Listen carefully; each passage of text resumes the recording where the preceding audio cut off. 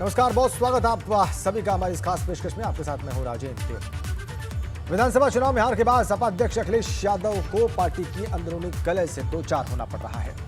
खासतौर से पार्टी के मुस्लिम नेताओं ने अखिलेश यादव के खिलाफ मोर्चा खोल दिया है और ये दौर तब शुरू हुआ जब चाचा शिवपाल की नाराजगी के बाद आजम खां के कुनबे ने भी अखिलेश यादव की मुखालफत पर अपना रुख साफ कर दिया। अब समाजवादी पार्टी के कद्दावर नेता आजम खां भी पार्टी से किनारा कर सकते हैं। वहीं अखिलेश यादव की आजम खां से दूरी बढ़ती दिखी तो यह मौका लपकने में AIMIM चीफ असदुद्दीन ओवैसी ने भी देर नहीं की और जेल में आजम खां को खत भेज दिया। खत में वहां सपा पर आरोपों की बारिश कर दी गई। वहीं आजम खां को AIMIM में शामिल होने का खुलेआम न्योता भी दे दिया गया है।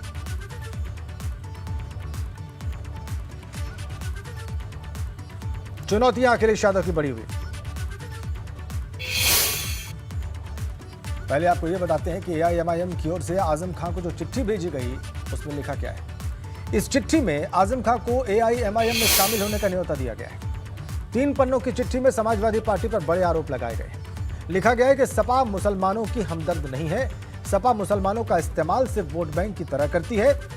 आजम खां जेल में बंद रहे लेकिन अखिलेश यादव और उनके सिपहसालारों ने न तो आजम खां के लिए आवाज उठाई और न ही उनके परिवार के लिए। चिट्ठी के जरिए आजम खां से जेल में मिलने का वक्त भी मांगा गया है। लिखा गया है कि इजाजत मिलने के बाद AIMIM के बड़े नेता जेल में पहुंचकर आजम खां से मुलाकात कर ली। AIMIM के प्रवक्ता मोहम्मद फरहान ने आजम खां को चिट्ठी लिखी जिसके लिए असदुद्दीन ओवैसी ने उन्हें इजाजत भी दी है। और इसी बात से साफ है कि यूपी में जमीन तलाश कर रही ओवैसी की पार्टी चाहती है कि आजम खां उनके साथ आ जाएं। वहीं यह मौका उन्हें इसलिए मिला है क्योंकि आजम खां और उनके परिवार की दूरी सपा अध्यक्ष अखिलेश यादव के साथ बढ़ती दिखाई दे रही है।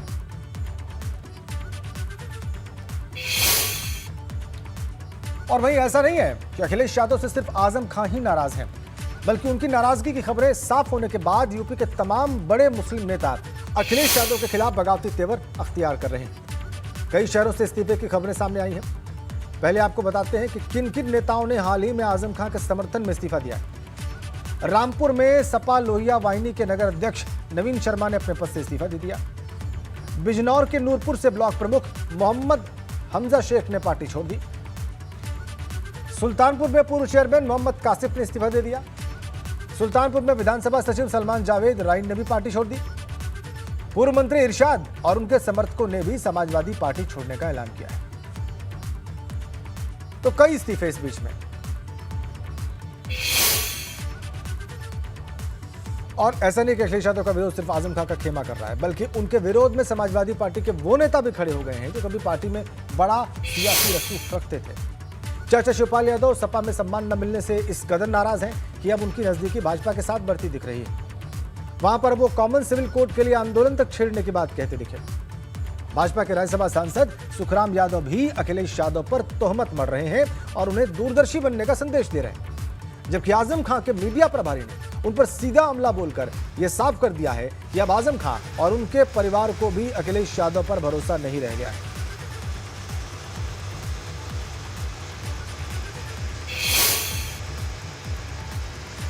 आइए अब इस खबर पर और ज्यादा जानकारी हासिल करते हैं और ज्यादा बात करते हैं, समझने की कोशिश करते हैं कि इन सब बातों का मतलब समाजवादी पार्टी और अखिलेश यादव के लिए क्या है। और मोहम्मद मोइन इस खबर पर बातचीत करने के लिए हमारे साथ हैं।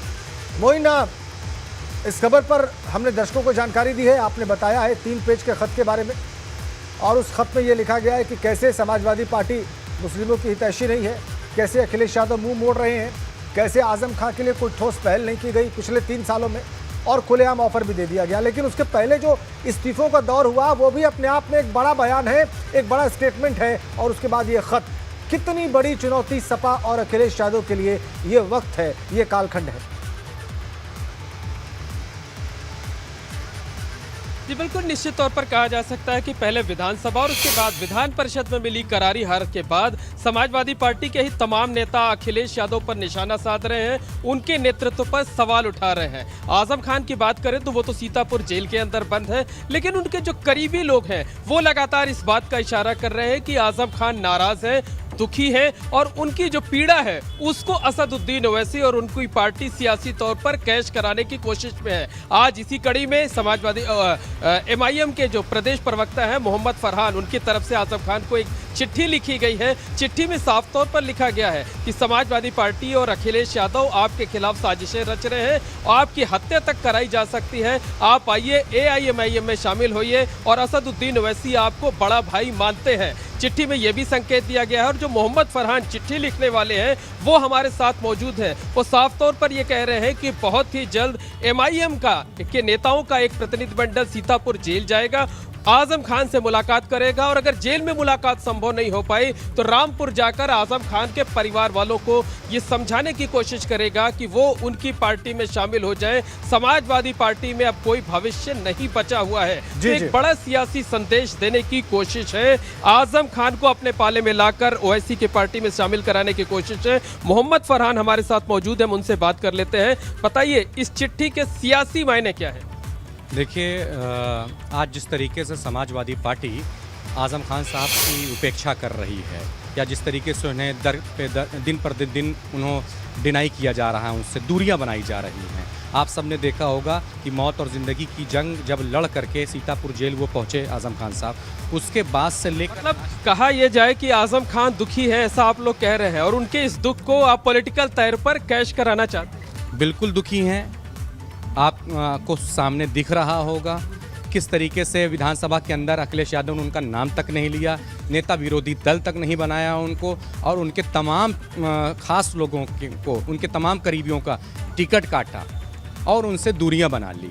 इससे साफ जाहिर है कि अखिलेश यादव नहीं चाहते कि आजम खान साहब पार्टी में रहें। ये तो आजम खान तो पहले भी एक स्थापित नेता थे, पहले आप लोगों को याद नहीं आई है, अब याद आ रही है? किसने कहा कि याद नहीं आई? बैरिस्टर असदुद्दीन ओवैसी साहब हर रैली में आजम खान साहब की बात को बढ़ चढ़ कर कहा, फासिस्ट ताकतों से उनके लिए लड़े हैं। कैसी बातें आप कर रहे हैं? आप उठाकर पुराने वीडियो देखिए। बैरिस्टर साहब ने हर मुद्दे में ये कहा कि अखिलेश यादव किसी भी कीमत पर आजम खान साहब को इंसाफ नहीं दिला सकते। अच्छा, ये बताइए कि क्या असदुद्दीन ओवैसी भी सीतापुर जेल जा करके आजम खान से मुलाकात कर सकते हैं या रामपुर जाकर उनके परिवार वालों से मुलाकात करेंगे? बिल्कुल मुलाकात करेंगे, घर पर भी जाएंगे मिलने के लिए और जेल भी जाएंगे मिलने के लिए। और कौन रोक लेगा हमें? समाजवादी पार्टी रोक पाएगी हमें? या उसमें इतना दम है रोक पाएगी हमें? बिल्कुल जाएंगे।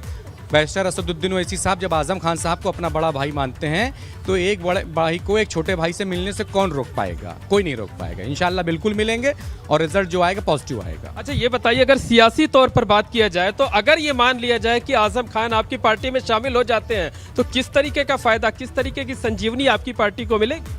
आजम खान साहब का जितना बड़ा कद है वो तो पूरे प्रदेश को पता है, और जाहिर सी बात है कि अगर वो समाजवादी पार्टी छोड़ देंगे तो फिर समाजवादी पार्टी एक चेयरमैन भी नहीं जिता पाएगी, सभासद भी जिता नहीं पाएगी, यह हैसियत हो जाएगी। और आप अगर हमारी पार्टी में आते हैं तो जाहिर सी बात है कि कई विधायक, कई सांसद, सारी चीज़ें, और वो पूरे देश के नेता हैं। आजम खान साहब केवल प्रदेश के नेता। तो जो चिट्ठी लिखी गई है, आखिरी सवाल आपसे है, जो चिट्ठी लिखी गई है, मान लिया जाए कि असदुद्दीन ओवैसी का खुला न्योता है आजम खान के लिए? बिल्कुल खुला न्योता, क्या कहें हम उन्हें, बिल्कुल हमारे बड़े भाई हैं, आए वो पार्टी में, पार्टी को किस तरीके से चलाना ये बताएं। बिल्कुल साफ तौर पर राजेंद्र जी ये समझा जा सकता है कि खुला न्योता है आजम खान के लिए असदुद्दीन ओवैसी की तरफ से। और सवाल ये जो आखिर में बात कह गए मोहम्मद फरहान के, पार्टी को किस तरीके से चलाना है ये आजम खान बताएं। मतलब क्या तैयारी इस स्तर की है कि अगर आजम खान कोई भी सकारात्मकता इस ऑफर के प्रति दिखाते हैं तो उत्तर प्रदेश में कम से कम AIMIM की बागडोर उनके ही हवाले कर दी जाए? बिल्कुल निश्चित तौर पर यह कहा जा सकता है कि असदुद्दीन ओवैसी की ये कोशिश है कि अभी पार्टी में वो इकलौते बड़े चेहरे हैं। आजम खान आ जाएंगे तो दो चेहरे एक साथ जाएंगे। इस बाबत सवाल जरूर करें आप मोहम्मद फरहान से। मायने अलग तौर पर होंगे, खासकर जब मुस्लिम वोटरों का। जी जी जी बिल्कुल, मैम फरहान से बात कर लेते हैं और उनसे बताने। फरहान जी थोड़ा इधर आ जाइए। आप ये बताइए कि अभी जो आप कह रहे थे बातें कि आजम खान जो है आए और पार्टी की रहनुमाई करे कार्यकर्ताओं की, इसके क्या मायने हैं? देखिए, क्या नाम है, आजम खान साहब देश के नेता हैं और विधायक अब्दुल्ला आजम खान साहब प्रदेश के नेता हैं और यूथ आइकॉन हैं। हम चाहेंगे कि अब विधायक अब्दुल्ला आजम खान साहब वो आकर, क्या नाम है, पूरा प्रदेश चलाएं और आजम खान साहब देश में ओवैसी साहब के साथ भ्रमण करके पूरे समाज को मजबूत करने का काम करें।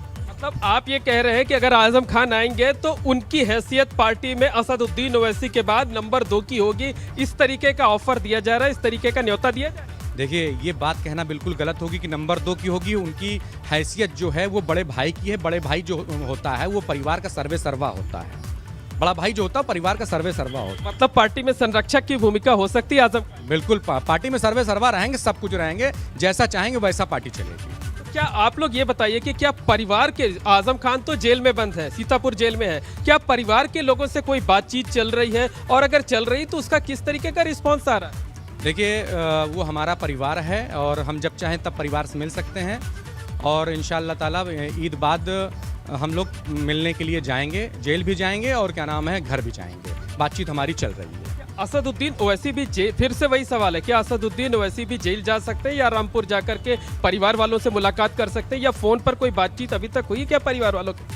देखिए, क्या नाम है, जेल में जैसे मिलने की अनुमति मिल जाएगी बिल्कुल जेल जाएंगे मिलने के लिए, और अगर नहीं मिल पाई अनुमति तो हम लोग घर जरूर जाएंगे मिलने। एक बात जरूर मोइन आप जानने की कोशिश करिए, साफ तौर पर कहा जा सकता है सिर्फ आजम खान को अगर पार्टी में शामिल कराने का ऑफर है और सिर्फ आजम खान के साथ इंसाफ की बात होगी या आजम परिवार के साथ इंसाफ की बात होगी, तो क्या जो सेक्युलर जो स्ट्रक्चर है और जो लोग अपने आप को सेक्युलर पॉलिटिक्स का बड़ा चेहरा बताते हैं या झंडा बरदार बताते हैं और किसी और विरोधी दल पर फासिस्ट होने का आरोप लगाते हैं, क्या इससे उनकी पोजीशन मजबूत होगी या वो और घेरे जाएंगे? वो इन सवाल अब ये। देखिए, अभी हम इस बारे में फरहान से बात करें, लेकिन उससे पहले आपको बता दें कि देखिए उत्तर प्रदेश की जो राजनीति है, बहुत जल्द यहाँ पर कारपोरेशन के इलेक्शन होने वाले हैं और 1.5 साल के बाद लोकसभा चुनाव की प्रक्रिया शुरू हो जाएगी। उत्तर प्रदेश में जो सियासी माहौल है, वहाँ आपको राजनीति करनी है तो एक वोट बैंक चाहिए। असदुद्दीन ओवैसी के साथ भी है कि उनकी एक पहचान तो है, लेकिन एक कोई बड़ा वोट बैंक अभी तक नहीं था, क्योंकि विधानसभा चुनाव में जो मुस्लिम वोट थे वो समाजवादी पार्टी के साथ चले गए थे। आप ये बताइए कि अगर आप आजम खान को अपने साथ ले आते हैं तो आपके ऊपर ये ठप्पा नहीं लगेगा? जो एक सेक्युलर छवि की बात अक्सर कही जाती है, वो ठप्पा नहीं लगेगा कि असदुद्दीन ओवैसी मुस्लिम चेहरे, आजम खान को ला रहे हैं वो मुस्लिम चेहरे, तो एक सीमित दायरे तक नहीं, आप सीमित होकर नहीं रह जाएंगे एक वोट बैंक तक? जो भी बड़ा नेता मजलिस में आना चाहता है, MIM पार्टी में आना चाहता है, सबका स्वागत है। और ये मजलिस क्या नाम है किसी पर्टिकुलर व्यक्ति या पर्टिकुलर समाज की है नहीं, सबको दावत दी जा रही है। जो भी आना चाहते हैं आएँ, और मजबूती से क्या नाम है पार्टी को चलाना है, सबको दावत है। लेकिन जो चिट्ठी लिखी जा रही है, जो दावत दिया जा रहा है, जो अपील की जा रही है, वो सिर्फ आजम खान से की जा रही है, दूसरे लोगों से तो नहीं की गई। इस तरीके से दूसरे लोगों के लिए आवाज़ नहीं उठाई आप लोगों ने? देखिए, क्या नाम है, आजम खान साहब को दावत दी गई है और उनकी बात को बड़ी मजबूती से उठाया गया है, हमेशा उठाया गया है। असद साहब ने बड़े बड़े मंचों से उठाया है, क्योंकि समाजवादी समाजवादी पार्टी ने जिस तरीके से अपने बर्ताव किया है आजम खान साहब के साथ, दोहरे चरित्र का दिखाया है। आज प्रदेश की हर जनता जानती है कि आजम खान साहब को बिल्कुल जेल में मरने के लिए समाजवादी पार्टी ने छोड़ दिया है। ना अखिलेश यादव ना पार्टी का कोई बड़ा नेता उनसे मिलना नहीं चाहता है। अच्छा, ये बता, एक सवाल मेरा और है कि आजम खान बड़े सियासी चेहरे उत्तर प्रदेश में, बल्कि देश की सियासत में, कौन सी ऐसी वजह है, कौन सा ऐसा फैक्टर है कि वो बाकी पार्टियों को छोड़कर असदुद्दीन ओवैसी यानी आपकी पार्टी में ही शामिल हो, वहीं पर वो आए? क्या वजह मानते? देखिए, तमाम और जगह पार्टियां हैं, ये परिवार है, बस यही फर्क है। मजलिस उनके लिए परिवार रहेगा, बाकी और कहीं जाते हैं तो वो पार्टी रहेगी, यही। मतलब किसी दूसरी जगह जाएंगे तो वो सेकंड लाइन के, तीसरे नंबर के नेता हो सकते हैं, लेकिन आप लोगों का खुला ऑफर है कि वो बड़े भाई की भूमिका में रहेंगे, यानी पार्टी में सर्वे और संरक्षक तक की भूमिका में हो सकते हैं। बिल्कुल बिल्कुल। दिल्ली में हुई हिंसा की बात करते हैं। दिल्ली में हुई हिंसा पर उन्नाव के भाजपा सांसद साक्षी महाराज का बड़ा बयान आया है। उन्होंने आगजनी को पत्थर जिहाद का नाम दिया है। उन्होंने कहा है कि योजनाबद्ध तरीके से पत्थर चलाए गए। बड़ा बयान साक्षी महाराज का, जो MP है उन्नाव से। उन्होंने कहा है कि यह पत्थर जिहाद है, जिस तरीके से पत्थर चलाए गए हनुमान जयंती पर।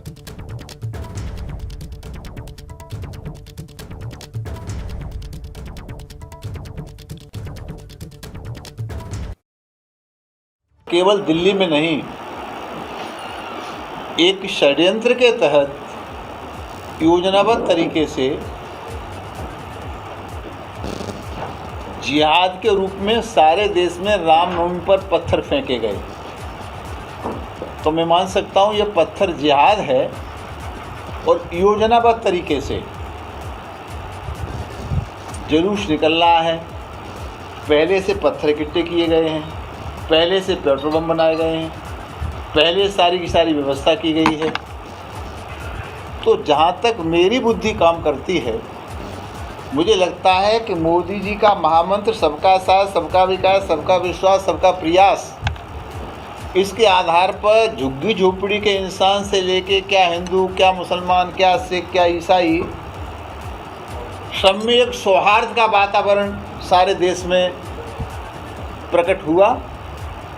और जिसका परिणाम था 5 प्रदेशों के चुनाव में 4 प्रदेशों में बीजेपी की सरकार आई। विपक्ष को लगा कि ये तो सब खेल ही खराब हो गया, सब चले गए भाजपा के साथ, मोदी के साथ में, तो उनके पास अंग्रेजों वाली नीति रह गई, फूट डालो और राज्य करो। तो रामनवमी के अवसर पर चाहे दिल्ली के केजरीवाल हों, चाहे राजस्थान के गहलोत हों, चाहे फिर वो छत्तीसगढ़ वाले हों, या हमारे भी प्रदेशों में योजनाबद्ध तरीके से विपक्षियों ने जानबूझ करके जहर घोलने का काम किया। और एक बड़ी खबर देहरादून से हमारे पास है। चंपावत सीट से चुनाव लड़ सकते हैं मुख्यमंत्री पुष्कर सिंह धामी। जी हां, बड़ी खबर। चंपावत सीट से चुनाव लड़ने की आधिकारिक घोषणा बाकी है बस। कपकोट, डीडीहाट और धारचूला का भी विकल्प मुख्यमंत्री के पास है। चंपावत सीट से चुनाव लड़ना मुख्यमंत्री का पहला विकल्प है।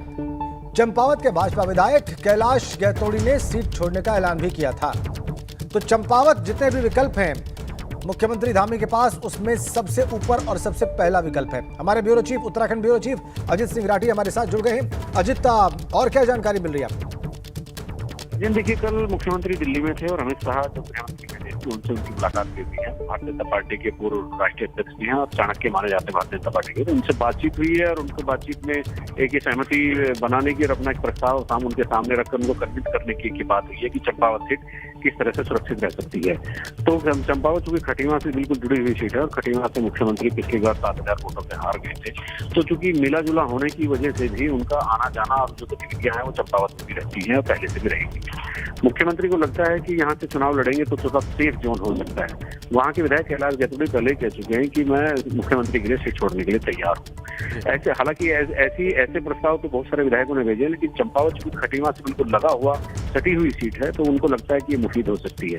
लेकिन फिर भी अभी अधिकृत तौर पर पार्टी ने कोई निर्णय नहीं लिया है, ना कोई घोषणा की है। और अभी मेरी कुछ वरिष्ठ पदाधिकारियों से भारतीय जनता पार्टी के भीतर बात की है तो उनका भी ये मानना है कि ज्यादातर संभावना चंपावत सीट से लड़ने की, लेकिन अभी अधिकृत एक निर्णय होना बाकी है। और उसके अलावा भी जो जैसे बागेश्वर की कपकोट है और पिथौरागढ़ की डीडीहाट है, इन दोनों सीटों पर भी संभावना उतनी बनी हुई है, उतने विकल्प खुले हुए हैं। धारचूला सीट की अगर मैं बात करता हूँ, धारचूला से जो हरीश धामी जो कांग्रेस के विधायक हैं, उनकी हीला हवाली और उनका कोई निर्णय नहीं लेने की स्थिति में मुझे लगता है कि उनका भारतीय जनता पार्टी में आना थोड़ा सा मुश्किल हो रहा है, क्योंकि भाजपा के लोग भी नहीं चाहते कि जिस तरह की उनका आचरण है, उनकी राजनीति रही है, उनकी कार्यशीलता रही है, तो वो भारतीय जनता पार्टी में आए। तो ऐसी तमाम झंझावतों के बीच में एक चंपावत एक बढ़िया विकल्प बनकर मुख्यमंत्री के लिए सामने आया है। और चंपावत में भी लोग उनके अपने जानने वाले हैं, अपनी उनकी गतिविधियां रही हैं, उनके फॉलोइंग है, उनके बहुत सारे जो कार्यक्रम हैं वो लगे हुए हैं। पिछले दिन एक बैठक हुई थी, मुख्यमंत्री ने कैलाश गैतोड़ी को बुलाकर एक बैठक की थी, जिसमें वरिष्ठ पदाधिकारी मौजूद थे और चंपावत के लिए घोषणाओं का अंबार लगाने की भी एक बात की थी कि बड़ी बड़ी घोषणाएं चंपावत के लिए कर देते हैं ताकि वहाँ चुनाव लड़ने जाए तो ये रहे कि हम मुख्यमंत्री चुनाव लड़ने आ रहे हैं। हालांकि वो घोषणा भी नहीं हो पाई है, तो अब हो सकता है अगर वहां से निर्णय हो जाता है तो पहले चंपावत के लिए एक डेवलपमेंट प्लान, एक जो रोड मैप होगा वो तैयार होगा, घोषणा हो जाएगी और फिर उसके बाद अधिकृत तौर पर एक घोषणा करनी होगी। बहुत बहुत धन्यवाद आपका अजित, आपने बड़ी जानकारी हमारे दर्शकों को दी। तो मुख्यमंत्री चंपावत से चुनाव लड़ सकते हैं और जितने भी विकल्प उनके पास है उनमें सबसे ऊपर और सबसे पहला विकल्प चंपावत दिखाई दे रहा है।